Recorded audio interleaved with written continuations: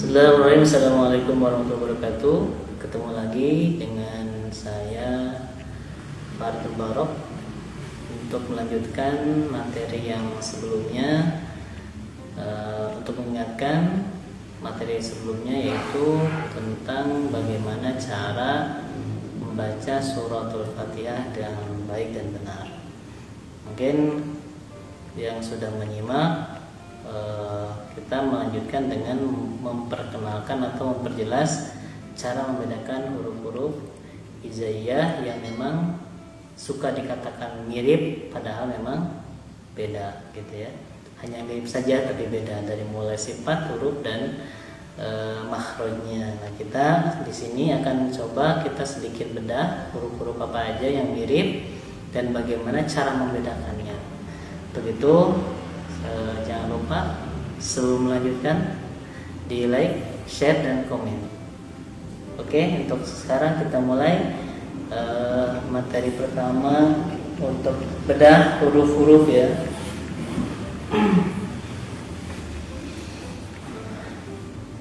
Dalam surat Al-Fatihah itu hampir sepertiga atau 2/3 dari huruf hijaiyah itu sudah tercantum di surat Al-Fatihah. Maka kita dengan memperdalam atau memperjelas huruf di surat Al-Fatihah saja itu sudah dikatakan hampir setengah bacaan Al-Quran itu sudah pastikan beres ya, rapi. Kalau memang kita mempelajari Fatihah saja udah setengah bacaan Al-Quran itu sudah rapi kan, insya Allah. Yang penting ngikutin bagaimana caranya atau menyimak yang pertama, dan sekarang kita lanjutkan secara satu persatu. Oke, kita mulai.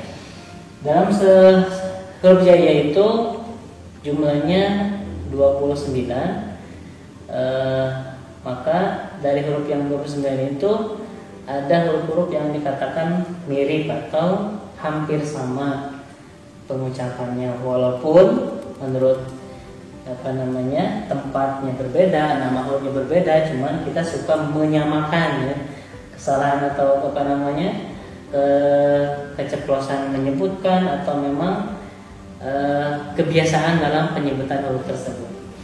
Oke, kita ambil contoh pertama huruf alif ya. Biasanya alif, dari alif ada alif, ada hamzah, ada ain. Nah, jadi pertama huruf alif ini biasanya kalau dikasih sakal aiu, kalau a udah hamzah pasti ya, sudah pasti dia berharokat.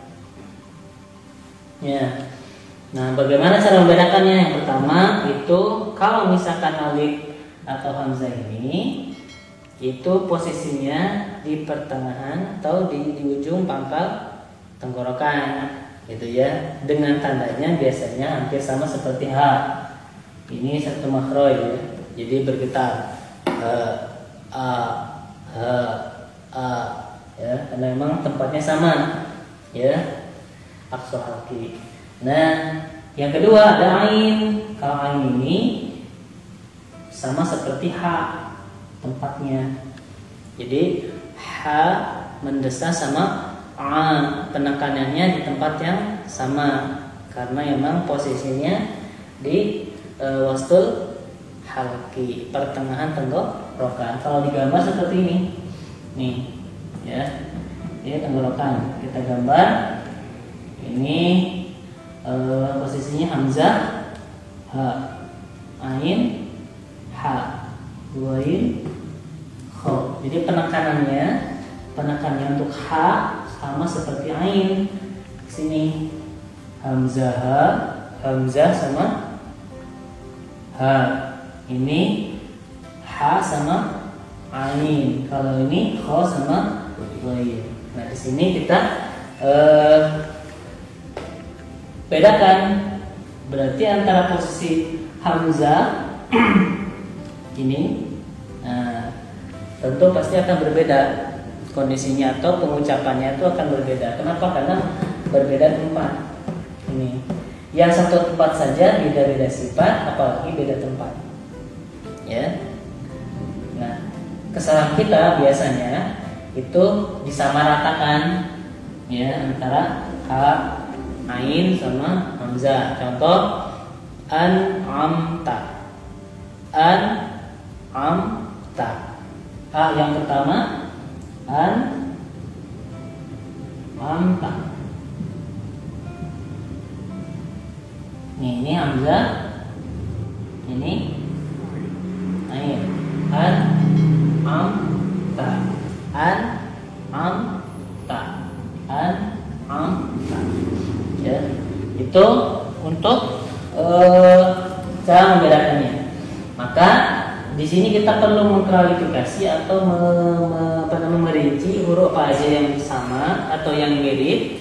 Kita akan bedakan bagaimana cara membedakannya. Jadi yang pertama kita tadi hamzah sama ain. Hamzah sama ain. Kalau ini berarti pengucapannya jelas, vokalnya a, tapi harus ada rasa bergetar karena memang tempatnya di pangkal tenggorokan. Kalau ain ini ada sedikit penekanan di tengah tenggorokan seperti ha, terus ini tetapi sedikit punya sifat dikhasyum atau ada sengau-sengau ya. Kalau bahasa Jermannya kemarin ngirung ya, ada ngirung sedikit ya. Jadi kalau ini kalau ini kalau ini kalau ini ya. Nah, yang kedua kita bedakan antara ha sama ha. Satu lagi kho. Ha, kho. Ha, kho.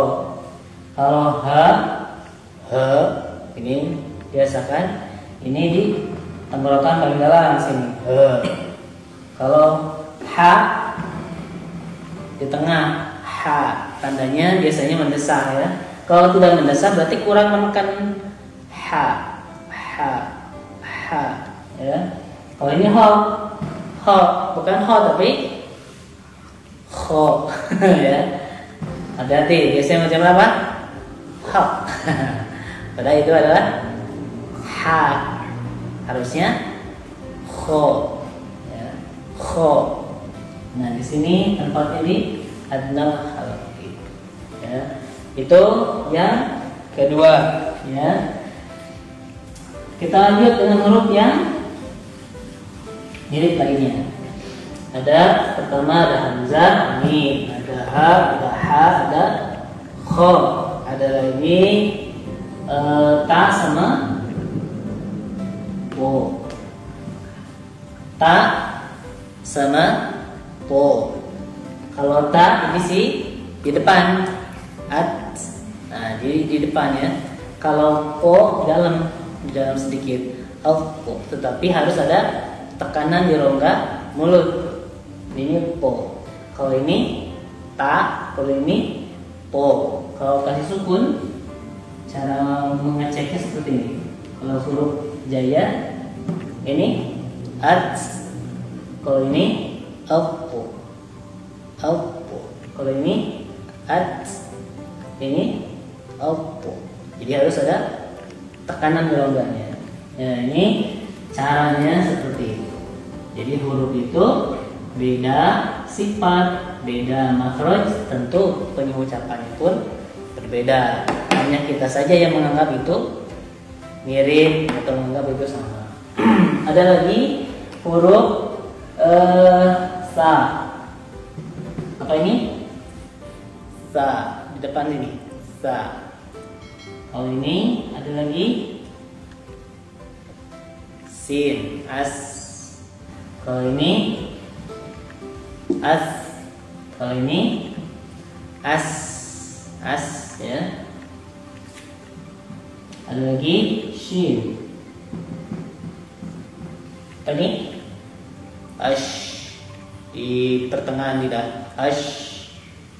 Ya. Kalau ada lagi sod. Bagaimana kalau sod? Aus. Nah, itu harus ada apa? Sifat seperti orang bersiul. Aus. Nah, itu adalah sifat dari sifat huruf sod. Maka di sini hati-hati jangan disamakan karena memang berbeda. Kalau ini di depan as ya. Kalau ini S biasa. Kalau apa namanya seperti inilah. Ini kalau Latin ya, walaupun tidak akan pas, tetapi untuk cara membedakannya. Oh ini, nah ini SH. Nah, jadi supaya apa? Supaya beda saja, walaupun tidak akan sama. Ini as, kalau ini as, kalau ini ash, kalau ini aus. Nah, itu huruf yang berikutnya yang biasa sama atau dianggap sama atau mirip. Maka berikutnya adalah huruf zai atau dal dulu deh. Dal, biar nyusun. Dal, ada dal, ada bod, ada bu. Nah, jadi dal ini, huruf dal ini biasanya kalau punya sifat kokolan. Nih, ad. Kalau ini al. Nah, bedanya kalau ini mantul, kalau ketika sukun ad. D biasa ya. Kalau ini empuk ya, harus empuk. Al. Ujung lidah al, nempel ke ujung gigi atas. Al ya.